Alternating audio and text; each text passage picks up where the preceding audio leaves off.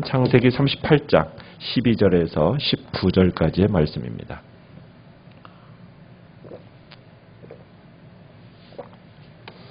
창세기 38장 12절에서 19절을 교독하겠습니다.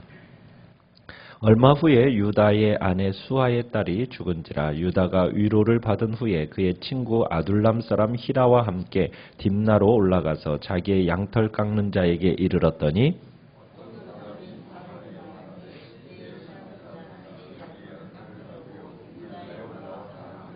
그가 그 과부의 의복을 벗고 너울로 얼굴을 가리고 몸을 휩싸고 딥나길 곁 에나임 문에 앉으니 이는 셀라가 장성함을 보았어도 자기를 그의 아내로 주지 않음으로 말미암음이라.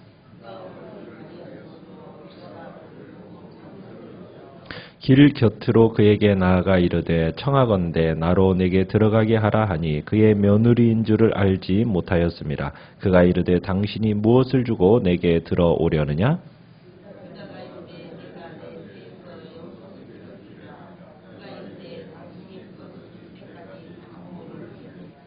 유다가 이르되 무슨 담보물을 내게 주랴. 그가 이르되 당신의 도장과 그 끈과 당신의 손에 있는 지팡이로 하라.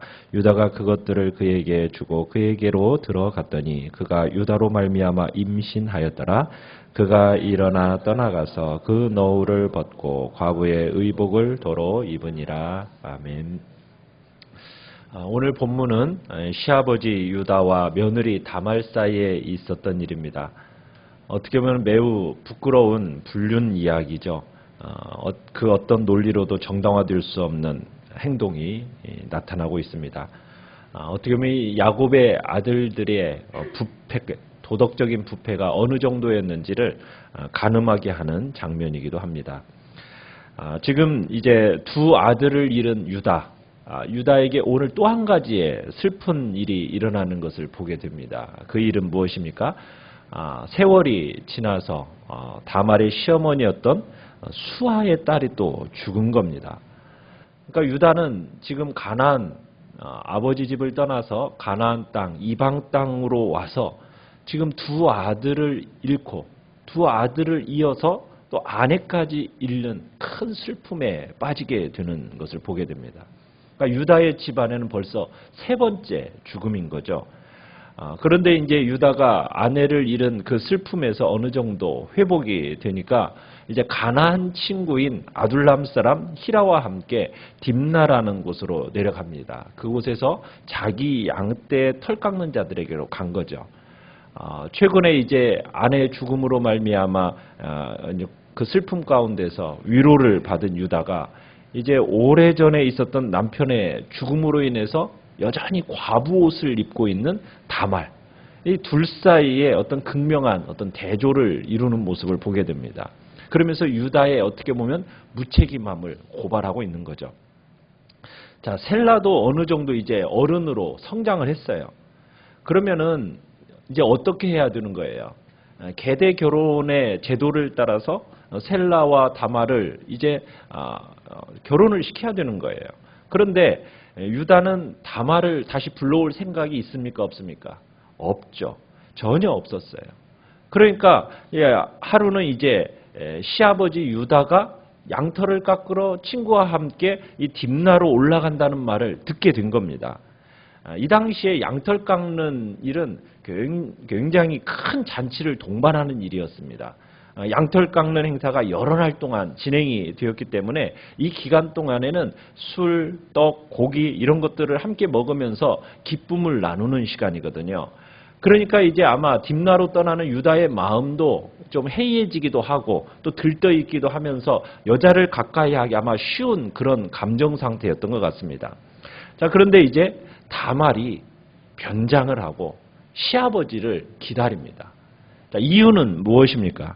왜 그런 일을 해요? 14절 끝에 보면 그런 얘기를 하죠. 셀라가 장성함을 보아서도 자기를 그의 아내로 주지 않음으로 말미암음이라. 그러니까 지금 유다가 딥나에 올라온다는 이 소식을 들은 다말이 그래 이제 자기 문제를 해결할 수 있는 좋은 기회다라고 여기고서는 자기가 입었던 그 과부 옷을 벗어던지고 행동을 개시하는 겁니다.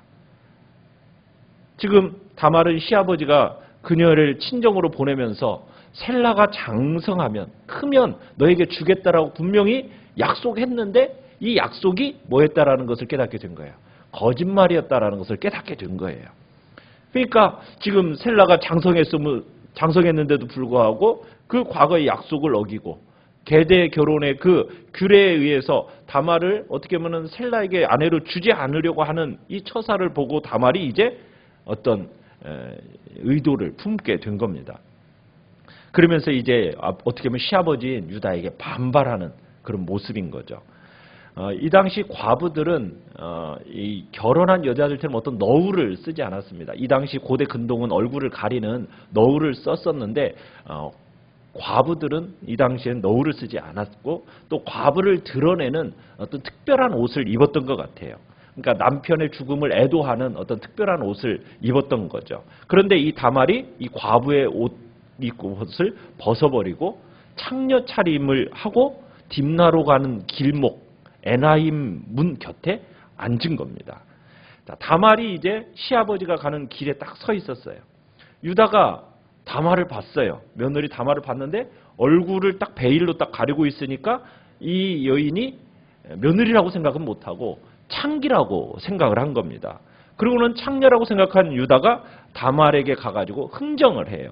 자, 16절에 보면은 이제 흥정을 하는 장면이 나오는데 그러면서 이 여인이 이제 자신의 며느리라는 꿈에도 생각지 못한 거죠. 다말이 이제 흥정을 하면서 뭐라고 하면 그러면 뭘 대가로 나한테 주겠느냐라고 물어요. 그러자 유다가 뭘 주겠다고 지금 이제 얘기를 합니까? 17절에 가보시면은 내 떼에서 염소 새끼를 주겠다. 염소 새끼를 주겠다. 이렇게 얘기합니다. 그러니까 염소 새끼를 보낼 때까지 그러면 담보물을 달라. 딱 요구를 하죠. 자, 유다가 담보물을 이제 어떤 담보물을 요구하는가라고 묻자 이제 뭘 주겠다고 달라고 얘기합니까? 18절에서 당신의 도장과 그 끈과 당신의 손에 있는 지팡이를 달라고 합니다.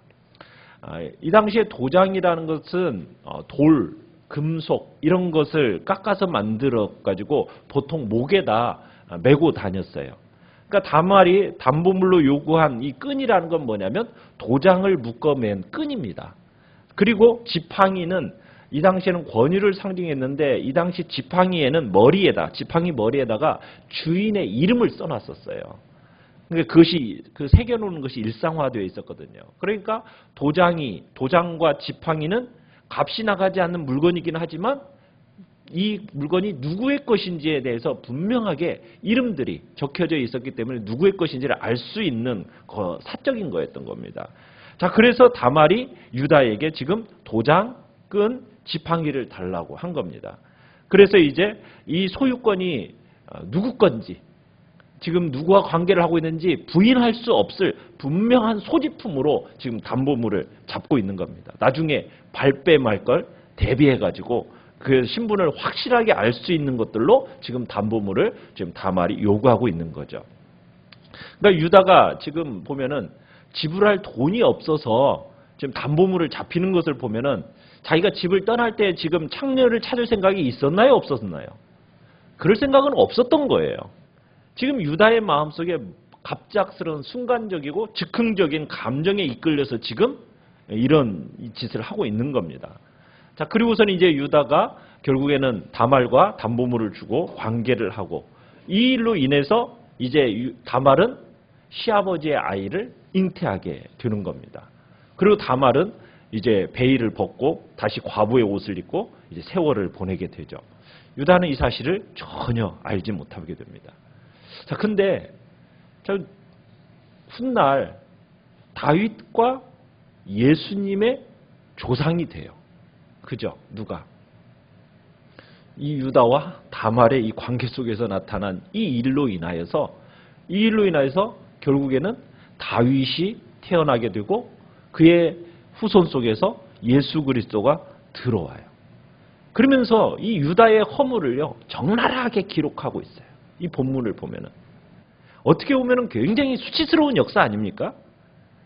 유다가 믿음과 경건을 내팽개치고 이방인의 여인을 맞은 것으로부터 시작해가지고 온갖 성과 관련된 어떻게 보면은 여러 형태의 불륜과 악행과 추악한 일이 지금 막 드러나고 있는 거, 벌어지는 거. 그럼에도 불구하고 하나님은 이 계보 속에서 치리자의 약속을 주신다라는 거예요. 참 이런 걸 볼 때 하나님의 선택이라는 것이 참 놀랍습니다. 하나님의 선택이라는 게. 하나님의 선택이라는 것은 인간의 선, 인간의 악, 이것과는 상관이 없는 어떻게 보면 무조건적인 선택이라는 것을 우리들이 보게 되는 거예요. 깨닫게 되는 거예요. 하나님의 무조건적인 선택의 그 자비, 신비, 이 절대 주권, 이거 앞에 우리는 어떤 것도 내세울 수 없는 거예요. 숙연해지는 거예요. 그러니까 하나님의 선택이라는 것은 인간의 선함과 악함에 의해서 좌우되는 게 아니라는 거예요. 인간이 선하다고 해서 하나님이 선택하시고 너는 악하니까 너는 내가 버린다, 유기한다. 이게 아니에요. 하나님의 선택은 오직 하나님의 기뻐하시는 뜻과 하나님의 그 긍휼과 자비로 말미암는 거지 우리 인간의 어떤 조건에 의해서 주어지는 것이 절대로 아니다라는 걸 보여주는 겁니다. 우리가 르우벤과 한번 비교해봐도 이런 사실이 드러나요. 왜요? 여러분 선량함으로 따지자면 르우벤이 선할까요? 유다가 선할까요? 이 요셉을 종으로 팔려보내는 일을 볼 때 르우벤은 종으로 팔 생각이 있었어요? 없었어요? 없었어요. 어떻게 해서든지 구해내서 아버지에게로 되돌려주고 싶었던 마음밖에 없어요. 그러니까 그 마음이 어떻다라는 거예요.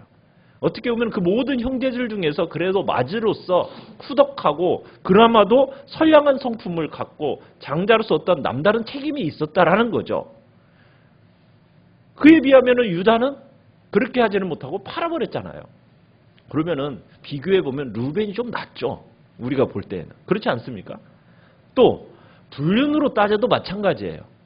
서모와 관계를 맺은 거나 이 지금 며느리와 관계를 맺은 거나 뭐 다 50보 100보 아닙니까?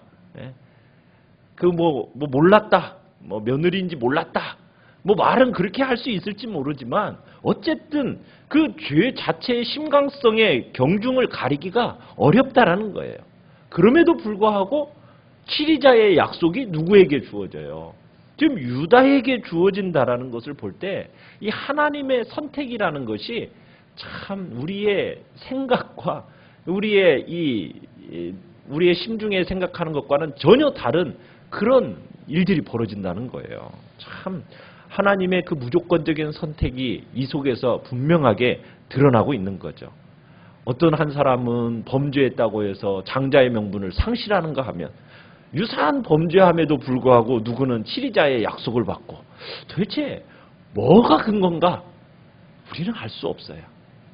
오직 하나님의 기뻐하시는 뜻과 긍휼로 말미암아만 이루어진다라는 것을 우리가 알 수 있을 뿐인 겁니다. 우리가 또한 여기서 우리가 한 가지 생각해 볼 수 있는 것은 이 마음이 울적한 날 여러분들은 뭐에서 위로를 받고 싶어 하십니까? 우리 인간의 마음이요 뭔가 울적해지고 그러면은 이게 그 감정에 따라서 잘못하면 어느 방향으로 흐르기가 쉽습니까? 죄 짓는 방향으로 흐르기가 쉬워요. 하나님 안에서 위로를 얻기보다는 소모적이고 향락적인 수단으로 슬픔을 잊으려는 경향들이 우리 인간 속에는 잠재하고 있다는 거예요. 그러니까 유다가 이런 수치스러운 죄, 이 죄를 지게 된 근거도 뭐예요? 그 심령 속에 부인을 잃고 난 어떤 그런 아픔, 감정적인 이것들이 제대로 제어되지 못하니까 그것이 결국에는 방탕함으로 이어지는 것을 보게 되는 거거든요. 결국에는 육체의 정욕을 제어하지 못하니까 결국에는 수렁이 빠지게 되는 거예요. 그래서 우리는 어찌하든지 이 육체의 정욕을 제어해야 됩니다. 믿는 자로서 정말 음행에 대한 호기심조차 갖지 말도록 우리 자신을 경건하고 성결함으로 우리를 항상 이렇게 준비해 나가야 돼요. 성결케 위해서 우리가 말씀과 기도 안에 항상 견고하게 우리를 세워 나가야 되는 겁니다. 특별히 이 시대는 어떤 시대예요? 정말 성적으로 정말 매우 급속하게 타락해져가는 시대 아닙니까? 조금만 방심하면은 쉽게 넘어질 수 있는 시대가 바로 이 시대거든요.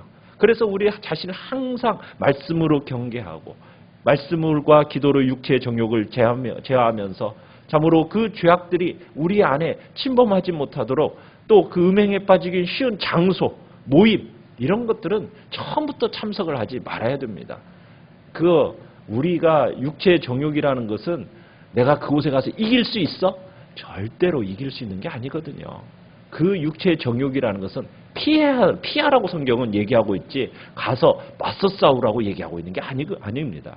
항상 우리의 육체와 영혼을 하나님 앞에서 어찌하든 순결하게 보존하고 수치와 심판을 당하지 않도록 우리를 끊임없이 정말 말씀과 기도로 우리 자신을 준비해 나가는 것이 무엇보다 필요한 겁니다. 우리가 또 한 가지 여기서 생각해 볼 것은 유다가 창녀로 변장한 이 다말에게 넘겨준 게 있어요. 뭘 넘겨줬습니까? 도장과 끈과 지팡이를 넘겨줬어요. 이게 뭘 상징하는 겁니까? 유다의 신분과 유다의 권위를 상징하는 거예요. 그런데 이 도장과 끈과 지팡이를 넘겨줬다라는 것은 자기의 신분과 권위를 소홀히 여겼다라는 거예요. 그 결과 자기의 신분과 권위를 소홀히 여긴 결과 명예가 실추되는 그런 수치를 당하게 되는 겁니다. 우리는 어떤 존재입니까? 하나님의 백성입니다. 하나님의 백성으로서 거룩하고 존귀한 신분과 권위를 우리는 가지고 있는 거예요. 그러면 나의 신분, 정말 성도가 누구예요? 거룩한 하나님의 택하신 백성이요, 왕 같은 제사장이요, 거룩한 나라요, 하나님의 소유된 백성이라는 생각을 우리가 딱 가지고 있으면은 왕 같은 제사장으로서 정말 그 신분과 권위를 내가 존귀히 여긴다면 거기에 걸맞는 합당한 삶을 살아가겠죠. 내가 나의 신분을 주님 앞에서 늘 생각해야 된다는 거예요. 내가 세상 사람들과 비교할 수 없는 왕 같은 제사장이다라는 영광스러운 존재라는 것을 항상 의식하면서 살아가고 그 신분을 자랑스럽고 소중하게 여긴다면은 우리의 신분에 걸맞게 살아야지 부끄러운 행동을 내가 자제할 수 있지 않겠는가. 그래서 오늘 한 날도 내가 주님 앞에서 정말 나의 신분을 다시 한번 확인하는 시간이 되기를 원해요. 왕 같은 제사장으로서 나는 세상과 구별된 하나님의 복된 존재라는 사실을 다시 한번 우리가 생각할 때 우리가 세상의 쾌락을 넘보지 않고 정말 주님 앞에서 우리 자신을 거룩하고 성결하게 우리 자신을 이렇게 구별된 삶을 살아갈 수 있게 되는 겁니다. 그래서 오늘 한 날도 내가 주님 앞에서 정말 거룩한 존재고 왕 같은 제사장이라는 그 신분 의식을 놓치지 않기를 간절히 바랍니다. 오늘 말씀을 생각하시면서 정말 유다를 선택하신 하나님, 어떻게 보면은 우리의 자격과 조건이 아니에요. 오직 하나님의 긍휼하심과 자비하심으로 내가 이 자리에 있다라는 것, 이것을 생각하면서 감사하게 여기시고요. 그리고 내가 구별받은 선택된 존재라는 것을 주님 앞에서 다시 한번 기억하면서 나의 신분이 어떠한지를 기억하고 주님 앞에 또 그에 걸맞는 거룩한 삶을 힘써 살아가겠다고 다시 한번 결단하며 나아가는 복된